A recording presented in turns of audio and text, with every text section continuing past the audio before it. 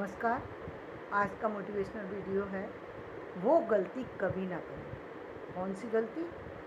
जो कि जिसके कारण से आपका दैविक और भौतिक पूरा जो है जीवन बर्बाद हो जाए। पूरी सारी जो आपका किया हुआ या बनाया हुआ परिवार है, या बनाई हुई छवि है, या बनाया हुआ जो कुछ भी है, वो सब 1 मिनट में, एक पल में मिट्टी में मिल जाए। ऐसी गलतियां कभी ना करें। कभी कभी व्यक्ति छोटे छोटे स्वार्थों में आकर के ऐसी गलती करता है जिस गलती की करने की कोई आवश्यकता ही नहीं थी। यानी थोड़े से धन के लोभ में आकर के, थोड़े से मेहनत के लोभ में आकर के, थोड़े से काम से बचने के लिए, थोड़ी सी ईर्ष्या के कारण से वो गलतियां कर देता है, जो कि गलतियां व्यक्ति जिन जिन गलतियों को करने की कोई आवश्यकता ही नहीं है। पहली बात, आवश्यकता ही नहीं है। थोड़ा समय लग सकता है, लेकिन चीज़ें बदल सकती हैं। लेकिन आपके द्वारा किया हुआ जो कर्म है, जो काम है, उसके द्वारा आपका पूरा परिवार जो है संकट से घिर सकता है। आपके बच्चे संकट से घिर सकते हैं। आपके आपका आप खुद तो संकट से गिरेंगे गिरेंगे, उसमें तो कोई दो राय है ही नहीं। आपको तो संकट में गिरना ही गिरना है, वो तो निश्चित है। लेकिन इसके अलावा आपकी 7 पीढ़ी तक उसका असर जा सकता है। कभी सोच करके देखिए कि जो गलतियां आप करते हैं और जान करके करते हैं, उसका तो फिर बहुत भयंकर परिणाम होता है, जिसका कि व्यक्ति को पता भी नहीं है। जानबूझकर बिना कारण छोटे छोटे जो है स्वार्थ के लिए उन अपराधों को कर देता है व्यक्ति, जिनके लिए कभी कोई सोच ही नहीं सकता। आजकल तो एक एक छोटे छोटे पैसे के लिए तो व्यक्ति ऐसे ऐसे काम कर दे रहे हैं जिसकी कोई कभी कल्पना भी नहीं कर सकता। वो उनको लगता है कि वो उन सब चीज़ों से बच जाएंगे। उनको लगता है कि वो जो कुछ कर रहे हैं वो लोगों तक पहुंचेगा ही नहीं, उनको पता ही नहीं लगेगा। वो जो कुछ भी करते रहे, उनको कुछ नहीं पता लगेगा। शायद उनका नुकसान ना हो, लेकिन आपका नुकसान निश्चित होने वाला है, ये पक्का है। यदि आप किसी के लिए सोचिए, यदि कहावत है कि यदि आप बुरा सोचते भी हैं, उसका भी असर आपके ऊपर पड़ता है, आपके काम पर पड़ता है, आपके जीवन पर पड़ता है, आपके परिवार पर पड़ता है, आपकी सेहत पर पड़ता है। लेकिन आप इस बात को मानने के लिए तैयार नहीं होते। आपको लगता है आपकी सेहत पे क्या असर पड़ेगा, हम कुछ कर देंगे तो इसको बचाने आएगा कौन? बहुत बड़ी भूल है ये, बहुत बड़ी भूल है कि आप भूल जाते हैं कि कौन बचाने वाला है इस संसार में। बचाने वाला इस संसार में कोई नहीं है, सिर्फ भगवान है। जिसको चाहे वो बचा ले और जिसको चाहे वो मिट्टी में मिला दे। एक पल भी नहीं लगता उसको, एक क्षण भी नहीं लगता। पल भी बहुत बड़ी बात हो गई, शायद उससे भी कम समय लगेगा। वो 1 मिनट में सब कुछ मिटा सकता है। इसलिए कभी भी अपने आप को इतना खराब रास्ते पर ना लेके जाएं, छोटे छोटे स्वार्थ में ना पड़ें। उसके लिए यदि आपको लगता है कि कोई कोई कमी है जो आपको स्वीकार नहीं हो रही, जो किसी कारण से हुई, चाहे स्वीकार हो या ना हो, यदि कमी है तो निश्चित रूप से वो आपके कर्म का ही परिणाम है। और जिन लोगों ने उस परिणाम को जो है वो भोगा, वो सब आज जो है वो सब इतिहास में लिखे गए, इतिहास में जाने जाते हैं। क्यों जाने जाते हैं? क्योंकि उन्होंने उन सारी चुनौतियों को जो उनके जीवन में आई थी, दुखों के रूप में आई थी, उन सारी परेशानियों को पूरे जीवन झेला, लेकिन फिर भी उसको स्वीकार किया, क्योंकि वो आए ही इसलिए थे कि उस कर्म का, उसका जो जन्म जन्मांतर से लेकर के जो चीज़ें लेकर के आए थे, उनको मिटा सके। इसलिए उन्होंने उसको सहना पड़ता है। लेकिन उसके बाद सब कुछ अच्छा हुआ, सब कुछ अच्छा हुआ। बेशक हम उसको रूप अलग अलग दे देते हैं, चीज़ें अलग अलग कह देते हैं, लेकिन होती वो परिणाम होता जीवन का ही है। जीवन का ही परिणाम है, जिसके कारण से व्यक्ति को उन सारी स्थितियों को झेलना पड़ता है। और आप ये भी देख सकते हैं कि उसको मिटाने के लिए ना कोई व्यक्ति की, बड़े व्यक्ति की आवश्यकता है, ना ही कोई किसी और चीज़ की। पल में वो चीज़ खत्म हो जाती है। कंस जैसा व्यक्ति, कंस कह सकते हैं राजा था, कंस राजा था, उसके पास सब कुछ था, लेकिन सिर्फ एक छोटे से भय ने, जो कि उसको पहले ही दिखाई दे रहा है, कहते हैं जब जब कुछ अहित होने वाला होता है वो व्यक्ति को दिखाई देता है। दो स्थितियां आप यहाँ पर देख सकते हैं, एक देवकी की स्थिति देख सकते हैं और एक कंस की। देवकी के ऊपर भी विपदा दी कि भाई उसकी संतान को मारा जाने की बात कही जा रही थी, तो ये एक माँ के लिए बहुत कष्टदायी स्थिति है कि भाई मेरे बच्चे को होने से पहले कोई व्यक्ति मार देना चाहता है। इससे बड़ा दुख में एक माँ के लिए हो नहीं सकता, क्योंकि वो कोई भी माँ ये नहीं चाहती कि मेरे पहले संतान हो। यदि वो ये नहीं चाहती संतान ना हो तो चलेगा, लेकिन संतान होकर के चली जाए ये कोई माँ नहीं चाहती। तो वो अपने बच्चे के लिए परेशान है, माता पिता अपने बच्चे के लिए परेशान है, और वो व्यक्ति इसलिए परेशान है कि वो बच्चा मुझे मार देगा। बच्चे से डर रहा है व्यक्ति। क्यों डर रहा है? क्यों डर रहा है? बच्चे से डरने की क्या आवश्यकता है? एक बच्चा है जो अभी तो जन्म भी नहीं लिया, उससे डर रहा है व्यक्ति। और डर की स्थिति क्या कि नारद जी ने आके समझा दिया उसको कि 8वें तुम्हारा, उन्होंने जब योग माया ने कहा देवकी का 8वां पुत्र तुम्हारा काल होगा, तो उन्होंने नारद जी ने आके जब समझाया कि देखो यहाँ से गिनो तो ये 8 है, यहाँ से गिनो तो ये 8 है, तो कंस को यथार्थ भी समझने में एक बहुत बड़ी जो है बहुत बड़ी समस्या पैदा हो गई। उसको ये समझ में नहीं आ रहा था कि पहला बच्चा 8वां है या 8वां बच्चा 8वां है। अब ये जो भ्रम में पड़ने वाली स्थिति है, ये भ्रम में पड़ने वाली स्थिति है। ये जो स्थिति है ये कब आती है? जब व्यक्ति उस जो विपदा है उसको स्वीकार नहीं करता। भाई आना तो तुम्हारे ही कर्म की वजह से हो सकता है कि वो बच ही जाता, लेकिन वो तो परीक्षा चल रही थी कंस की। यदि बच जाता तो फिर वो इतने सारे लोगों की, इतने सारे बच्चों की और की जान नहीं लेता, लेकिन बचना तो था ही नहीं ना कंस को। इसलिए कंस को कृष्ण से भय सताया, होने से पहले से ही भय सता दिया, और इसके लिए उसने 7 अपनी बहन के बच्चों को मारा। उस बहन को कैद में डाला जिसको विदा कराने जा रहा था। उन सीधे साधे लोगों के बच्चों को मारा, मथुरा के रहने वाले उन सामान्य बच्चों को मार दिया, जिन बच्चों का कोई अपराध ही नहीं है। एक जिसका भी संतान होती थी और उसे पता लग जाए कि ये संतान हुई है, तो उसको अब लगने लगा कहीं इनका बच्चा वहाँ तो नहीं पहुँच गया। हर बच्चे की मृत्यु सिर्फ इसलिए हुई कि कृष्ण के जो है 8वें पुत्र के जन्म तक वो सारे भय समाया हुआ था, और उसके लिए किस किस चीज़ को भेजा गया। विपदा नहीं टलनी है, जो लिखा है वो होना है।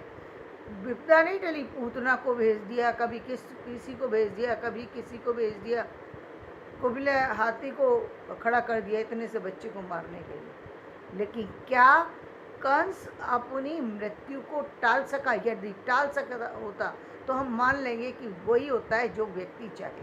व्यक्ति जो चाहे नहीं होता है, व्यक्ति के कर्म जो है वो उसके भाग्य को बनाते हैं।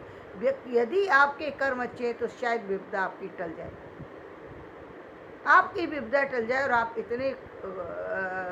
इतने एक ऐसी स्थिति में चले जाएं जहाँ पर आपको एक अलग तरीके से पुकारा जाए। जैसे हम देवकी और उनको याद, वासुदेव को याद करते हैं, क्यों याद करते हैं कि उसके लिए कितना कष्टदायी समय था। उस पिता को सोचो जिसका संतान हुई, बेड़ियाँ अपने आप खुल गई, व्यक्ति को समझ में नहीं आ रहा। इतनी तेज बारिश जिसमें कि सामान्य बारिश आ जाए तो भी व्यक्ति बाहर निकल के एक छोटा सा रास्ता तय करने में जाना नहीं चाहता वो, क्योंकि उसको लगता है एक तो पहले भीग जाएगा, दूसरी बात पानी से, यदि पानी भरा हुआ है उससे थोड़ा ही पानी हो, शायद 2-4 इंच या 5 इंच 6 इंच ही पानी हो, फिर भी उसमें से निकल के व्यक्ति नहीं जाना चाहता। हर तरह की गंदगी, हर तरीके की चीज़ सब है, और वो भरी नदिया के अंदर जबकि मूसलाधार बारिश हो रही है, अंधेरे का समय, और एक व्यक्ति अपने बच्चे को बचाने के लिए जा रहा है। आप सोचिए, इस स्थिति की कल्पना करके देखिए। पहली बात तो उसमें निकलना ही संभव नहीं है, कोई सोच ही नहीं सकता। लेकिन कहते हैं कि जब भावनाएं सच्ची हो तो ईश्वर उसकी मदद करता है। यहाँ पर भी ये स्थिति क्या दिखाई दे, वासुदेव अपने पुत्र के स्नेह में पागल हो चुके थे। दोनों माता पिता किसी भी तरीके से अपने पुत्र की सुरक्षा करना चाहते थे, और जब माता पिता सुरक्षा करने पे आ जाएं, भगवान तो सिर्फ परीक्षा ले रहे थे, तो भगवान थे, तो परीक्षा ले रहे थे कि ये मुझे बचाएंगे या नहीं बचाएंगे, लेकिन वो चल दिए। उनको ना तो अपना भय था, ना उस बच्चे का ये भय था कि ये बच्चा चला जाएगा। उनको सिर्फ यही दिख रहा था, मेरे बच्चे को बचाने जा रहा हूँ, और इसीलिए उनको रास्ता मिलता जा रहा था, वो आगे चलते चले जा रहे थे। ये कल्पना कोई कर सकता है? ये कल्पना बताती है, ये चीज़ें बताती हैं। दोनों ही भ्रम की स्थितियाँ हैं। कंस की भी भ्रम की स्थिति है, कंस के अंदर भ्रम भय के कारण से, और वासुदेव के अंदर जो भ्रम है वो इस कारण से कि वो पुत्र मोह में इतने ज़्यादा खो चुके थे, दोनों पति पत्नी, कि उनको कुछ दिख ही नहीं रहा था। उनको सिर्फ ये दिख रहा था मैं किसी तरीके से अपनी संतान को बचा लूँ। इसलिए ना उनको पानी दिखाई दे रहा था, ना उनको वो ये दिखाई दे रहा था कि नदी के अंदर कुछ भी हो सकता है, ना रात अंधेरी दिखाई दे रही थी, ना उनको ये दिखाई दे रहा था कि रास्ते जहाँ जा रहे वहाँ बहुत दूर है। उनको तो दूर पहुँचाना था ना अपने बच्चे को, जो कंस की पहुँच से परे हो। इसलिए वो गोकुल तक गए, वरना तो किसी और के भी घर में कोई आसपास के भी घर में जा सकते थे, लेकिन वो तो बचाने के लिए उनको कहीं ऐसी जगह छुपाया जाए जहाँ कंस को ना पता लगे। लेकिन कंस को तो पता लगना था, वो तो भगवान थे ना, तो कंस को तो पता होना ही था कि काल हूँ मैं तेरा, आ गया हूँ। कंस को पता लगना था। कंस को अंदर भय के कारण से उसकी चीखें निकल रही थी, और फिर इनके पुत्र स्नेह के कारण से जो है वो प्रेम उमड़ा पड़ रहा था, इसलिए भूल गए सारी स्थितियाँ। बच्चे की सुरक्षा स्वयं शेष नाग कर रहे हैं। ये स्थितियाँ क्या बताती हैं? ये बताती हैं कि जो ईश्वर ने रचा है, और जब व्यक्ति उसको स्वीकार कर लेता है तो फिर स्थिति ऐसी होती है जो आज है, कि आज हम कृष्ण के साथ जब उनके माता पिता का नाम लेते हैं, तो जिस तरीके से हम एक कृष्ण का नाम लेते हैं, उसी तरीके से हम कृष्ण के माता पिता को भी भगवान के तुल्य ही मानते हैं, जिन्होंने अपने प्राणों की रक्षा को दाव पर लगा करके भी पुत्र को जन्म दिया और पुत्र की सुरक्षा की, और पुत्र से विमुख होकर के भी वो उन्होंने उसकी शुभकामनाएं, उसको अच्छे के लिए ही सोचते रहे। वो दिन रात चिंतन उनको सिर्फ यही था, दिन रात वो वही सोच रहे थे। उसके बाद भी उनको उस कारागृह से निकाला नहीं गया, क्योंकि कंस को अब भी भय सता रहा है। 8वां तो बताया है, हो सकता है इससे ज़्यादा हो जाए फिर। तो भय की स्थितियाँ कैसी होती हैं वो आप कंस में देख सकते हैं। और वहाँ यशोदा और वो नंद बाबा, वो भूल ही गए कि उन्होंने अपनी पुत्री को जन्म दिया था। उनको भी भ्रम की स्थिति में, वो भ्रम की स्थिति में वो भूल गए कि हमने यहाँ, तो वो तो ये सोच रहे हैं कि भगवान की कृपा कितनी अच्छी है कि हमने तो कन्या को दिया था, भगवान हमसे हम पुत्र चाहते थे, इसलिए कन्या ही पुत्र के रूप में बदल गई। ये सारी भ्रम की स्थितियाँ, लेकिन ये तो सिर्फ ईश्वर की सृष्टि है ना। योग माया आई ही इसलिए थी ताकि वो आकाशवाणी कर सकें, इसीलिए वो कृष्ण के कंस के हाथ से छूट करके आकाश में उड़ी। कोई बच्चा आकाश में उड़ करके कैसे जा सकता है? यदि किसी भी व्यक्ति जो है वो जो यदि उसे फेंका जाए तो वो नीचे गिरेगा, मर जाएगा। लेकिन वो तो योग माया थी, यानी भगवान के होने का और देवी की देवताओं के होने की आपको यही समझ हो जानी चाहिए कि कोई ईश्वरीय शक्ति हो सकती है जो आकाश में उड़ करके जाएगी। इंसान तो जमीन पे गिरेगा, मर जाएगा। एक बच्चे को जमीन पे फेंकना तो छोड़िए, हाथ से गिरेगा तो ही मर जाएगा। नवजात शिशु हैं दोनों।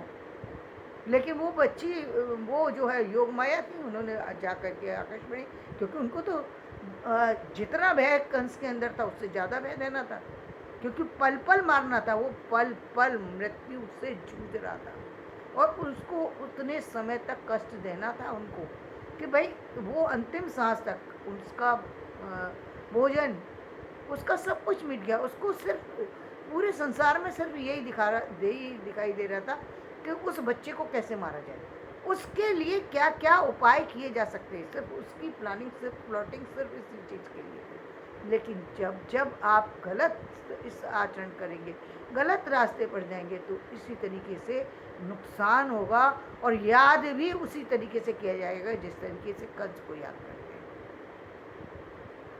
और जब जब आप अच्छी तरीके से किसी चीज़ को एक्सेप्ट कर लेंगे, वहाँ भी आपको आपको हो सकता था कि वासुदेव चिंता ही छोड़ देते कि अभी अब मैं क्या कर सकता हूँ, हम कर ही क्या सकते हैं इसके अंदर, जेल के अंदर अब बच्चा मरेगा या जिएगा आज सुबह देखा जाएगा, आएगा कंस ले, लेकिन वो कैसे छोड़ सकते थे।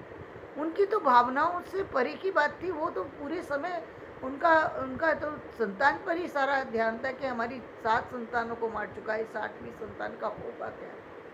उन्हें कब अपनी चिंता थी कि हमें बचा लिया जाए, अपने बचाने की तो चिंता एक पल भी नहीं थी, एक पल भी नहीं थी। वासुदेव ने देवकी को उसी स्थिति में स्वीकार किया, जेल की स्थिति में ही स्वीकार किया। उन्होंने उसको वहाँ से कोई चेष्टा नहीं की कि मुझे यहाँ से निकाला जाए या कुछ किया जाए, कुछ नहीं, कोई किसी तरीके की कोई चीज़ नहीं थी, क्योंकि उन्होंने मान लिया कि ये जो भी है, जब ईश्वर ने लिख ही दिया तो ठीक है, अब क्या कर सकते हैं, जो होगा देखा जाएगा, लेकिन किसी तरीके से हमारा संतान बच जाना चाहिए। वो सिर्फ उसी बात को पर लगे हुए थे। तो व्यक्ति को कभी भी ऐसे कोई कार्य नहीं करना चाहिए जिससे कि उसके जीवन पर उसका परिणाम जो है प्रभावित करे, उसके जीवन को पूरे को, उसके परिवार को, उसके समाज को, उसके चीज़ों को जो है प्रकृति प्रभावित करे। इसलिए जीवन को हमेशा अपने कर्म से बदलो। अपने यदि कोई चीज़ आ गई है तो फिर उसको उतने समय तक रहने दीजिए, क्योंकि वो आपके मिटाई मिट नहीं सकती। जब तक आपको सज़ा मिलनी है वो मिलेगी, वो तो आपके कर्म के ऊपर है ना, आपने कितना कर्म कैसा किया, कर्म है या कुकर्म है, किस किस तरीके के लोग कुकर्म कर रहे हैं। आज जब वो बताते हैं भागवत वगैरह में तो बिल्कुल सत्य बताते हैं, भाई एक जीव की हत्या जो है करके व्यक्ति भोजन कर रहा है, वो जिसको उसका पता ही नहीं है। बहुत सारे लोगों को तो इस बात का ज्ञान नहीं है। भाई पहले समय में लोग जिन्होंने भाई जो बच्चे ऐसे माता पिता के संपर्क में हैं जिनको ज्ञान ही नहीं है, तो उनके लिए माफ़ी है, क्योंकि उनके लिए माफ़ी इसलिए क्योंकि जब माता पिता को ज्ञान नहीं है, वो बच्चे को जैसा दे रहे हैं वो वैसे ही करता चला जा रहा है, उसको पूरी ज़िंदगी नहीं पता लगा कि मैं कुछ क्या गलत कर रहा हूँ। वहाँ पर वो सारे उस दिन तक माफ़ है, उसके सारी गलतियाँ माफ़ है। लेकिन जिस दिन ज्ञान हो गया आपको और आपको मालूम है कि आपके पास दूसरा ऑप्शन है, फिर भी आप उसको नहीं अपना रहे, तो निश्चित रूप से समझ लीजिए कि उस दिन से आपके ऊपर वो अधर्म का जो है वो तलवार लटकना शुरू हो गई। तो जीवन में बहुत ज़रूरी है कि आप अपने सही रास्तों को चुनें और अपने परिवार को इन सब हानियों से बचाएं। धन्यवाद। मेरा वीडियो पसंद आए लाइक करें, शेयर करें।